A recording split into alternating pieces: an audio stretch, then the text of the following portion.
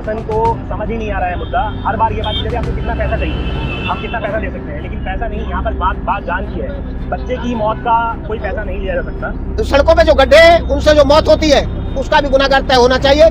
ठेकेदार और अधिकारी और उस क्षेत्र का नेता, डीएम, ये सब उन पर भी जिस तरह धाराएं लगती है हत्या की, इन पर भी हत्याओं की धारा लगनी चाहिए। 1 किलोमीटर मुझे पूरे फरीदाबाद में कोई एक रोड दिखा देना जो आपको लगे बिना गड्ढे के है।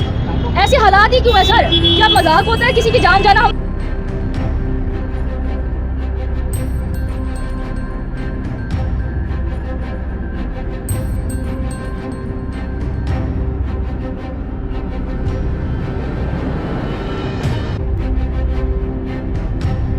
भ्रष्ट प्रशासन और सरकार की गलत नीतियों के चलते आम आदमी की जिंदगी की कोई भी कीमत नहीं रही है।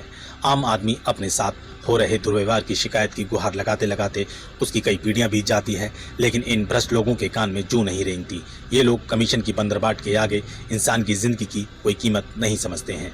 10 फरवरी 2014 को 3 वर्षीय मासूम पवित्र को भ्रष्ट प्रशासन की लापरवाही के चलते अपनी जान देनी पड़ी। इतना ही नहीं, उस दिन हुए हादसे की वजह से आज तक पवित्र की मां को चलने में दिक्कत है।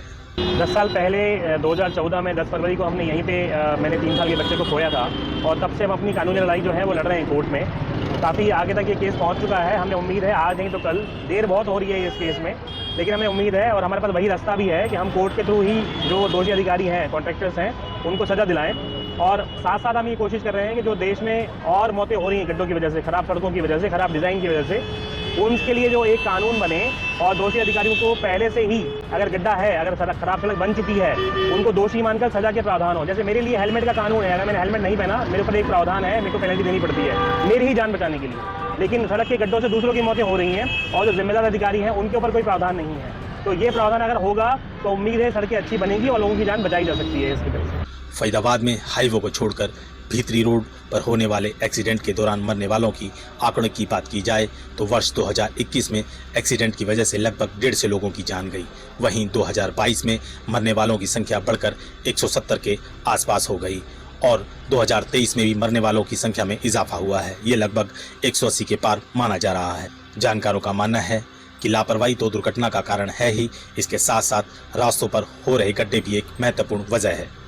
हमारे फरीदाबाद में लगभग 550 एक्सीडेंट होते हैं जो ऑन रिकॉर्ड है। इसमें से 250 लोगों की मौत होती है सड़क पे। ये सबसे बड़ी समस्या है। और आप कहोगे किस कारण से होती है? कारण के कई काम हैं। इसमें कुछ परसेंट हैं जो गड्ढे की वजह से हो जाते हैं, कुछ परसेंट ऐसे हैं जहां केयर नहीं किया गया और एक्सीडेंट हो जाता है। तो गड्ढा भी बहुत बड़ा कारण है। ख़ास तौर से जो अभी दुर्घटना हुई थी कुछ साल पहले बच्चे की मौत की, उसी तरह का गड्ढा अजरौंदा चौक पे अब भी ऐसे गड्ढे हैं जो एक्सीडेंट के कारण बन रहे हैं। फरीदाबाद को शर्मसार करने वाली बात यह भी है कि इस जिले में 2 मंत्री व सरकार के सबसे अधिक विधायक होने के बावजूद यह शहर नरक से कम नहीं है। सरकार के नेता मंत्री विधायक सड़कों के निर्माण के लिए नारियल फोड़, उद्घाटन कर सेल्फी लेते हैं और अपनी वाहवाही कर चले जाते हैं। कई करोड़ों रुपए से बनी इन सड़कों का निर्माण कैसे हो रहा है, इन्हें इस बात की कोई फिक्र नहीं होती। तभी तो सड़क बनने के कुछ समय बाद ही इसका बुरा हाल हो जाता है। इस लापरवाही के पीछे प्रशासन से संबंधित विभाग के साथ साथ नेता मंत्री विधायक की कमीशन की बंदरबाट की बात को अनदेखा नहीं किया जा सकता है। अगर ऐसा नहीं होता तो करोड़ों रुपए खर्च करने के बाद भी ये सड़कें इतनी जल्द कैसे खराब हो जाती हैं। 3 वर्षीय मासूम पवित्र जैसे रोज ही कोई ना कोई इन भ्रष्ट लोगों की कमीशन बंदरबाट के चलते अपनी जान गंवा बैठते हैं। लेकिन कुछ लोग हैं जिन्होंने ठान लिया है कि वह इनकी नकेल कस के रहेंगे। पिछले 1 साल में 250 लोग की मौत हुई है फरीदाबाद में रोड एक्सीडेंट्स में, और 10 करोड़ रुपए चलान के आए हैं। तो ये कहीं दोनों ना मैं मैच नहीं करता। जब आप इसलिए 10-10 हज़ार के आपने चलान कर रखे हैं तो रोड भी उसी लेवल के होने चाहिए। और ये रोड अभी भी जाम खड़े हैं। ये हाईवे है और हाईवे का क्या हाल है आप देख सकते हैं, टूटा पड़ा है। अभी 2014 में बच्चे की डेथ हुई थी, 3 साल का बच्चा था उस टाइम ये, और आज तक इंसाफ भी नहीं मिला। तो इससे पता लगता है कि शासन, प्रशासन और कोर्टें हमारी किस तरह से गंभीर हैं, गंभीर मामलों पे उनके लिए तो आम बात हो चुकी है ये सब। तो ये बहुत दुर्भाग्यपूर्ण है फरीदाबाद के लिए, ऐसा नहीं होना चाहिए। इतना अजीब लगता है हर साल आके, जैसे हम लोग वही बात कह रहे हैं, वही आप लोग भी मैसेज दे रहे हैं। 10 साल से आप लोग भी हमारे साथ ही जुड़े हुए हैं, हम अकेले तो यहाँ नहीं होते हैं। लेकिन किसी भी सरकार को कोई फ़र्क क्यों नहीं पड़ रहा है? फरीदाबाद में चाहे पहले कांग्रेस थी, उसके बाद बीजेपी आई, जो भी मौजूदा सरकार होती है हम उससे बात कर रहे होते हैं कायदे से। 10 साल से हमारे फरीदाबाद में तो एक ही सरकार चल रही है। किसी भी मंत्री को, आपका एमपी भी यहाँ पर है, आपके एमएलए भी सारे यहाँ पे हैं, तो किसी को क्यों नहीं लगता कि ये एक ऐसा मुद्दा है जिससे खाली हम ही अफेक्टिव नहीं है, वो भी है, तो वो इस पे बात करना ही क्यों नहीं चाहते? वो आके सपोर्ट क्यों नहीं करना चाहते? वो आके ये क्यों नहीं बोलते कि हम इस पे कुछ कर रहे हैं, कुछ करेंगे? कहीं तो बात शुरुआत हो। बस हम लोग आते हैं और हम चले जाते हैं। हम बार बार एक ही चीज़ दोहरा रहे हैं। यहाँ आने का मकसद सिर्फ यही है कि कानून बना दिया जाए। आज आप कुछ गलत काम करते हो, गलत काम करने से क्यों डरते हो? आपको पता है पुलिस पकड़ के ले जाएगी और मुझे सजा हो जाएगी, क्योंकि उसके लिए कानून बना हुआ है। लेकिन जो लोग सड़क बना रहे हैं उनके लिए क्या कानून बना हुआ है? आप पूरे फरीदाबाद में, पूरे में सारे मंत्री आ जाए, सारे एमएलए आ जाए, पूरी मीडिया आ जाए, एक मोर्चा निकाल लीजिए पूरे फरीदाबाद के अंदर। 1 किलोमीटर मुझे पूरे फरीदाबाद में कोई एक रोड दिखा देना जो आपको लगे बिना गड्ढे के है। ऐसे हालात ही क्यों है सर? क्या मजाक होता है किसी की जान जाना? हम वैसे तो नहीं खड़े होते, हमें कोई शौक नहीं है कि हर साल आके यहाँ पे आप लोगों से बात करें। हम बस ये चाहते हैं कि कानून बन जाए, जो हमने खोया है वो कोई और ना खोए। देखिए, बड़ा ही शर्मनाक है, लगातार 10 साल से मनोज वधवा जी अपने बच्चे पर्व की जो उनकी जो जान चली गई उस लड़ाई को लड़ रहे हैं। और आज जो वो लड़ाई लड़ रहे हैं अपने बच्चों के लिए नहीं, इस फरीदाबाद शहर के हर उस मासूम बच्चे के लिए लड़ते हैं जो सुबह घर से स्कूल के लिए निकलता है, कॉलेज के लिए निकलता है, खेलने के लिए निकलता है। और ये दुर्घटना किसी के भी बच्चे के साथ भी हो सकती है, हमारे और आपके बच्चे के साथ भी हो सकती है। और आप देखेंगे कि उसके बावजूद भी जिस स्थान पर 10 साल पहले ये दुर्घटना हुई, आज भी उस स्थान पर वो गड्ढे उसी तरीके से हैं।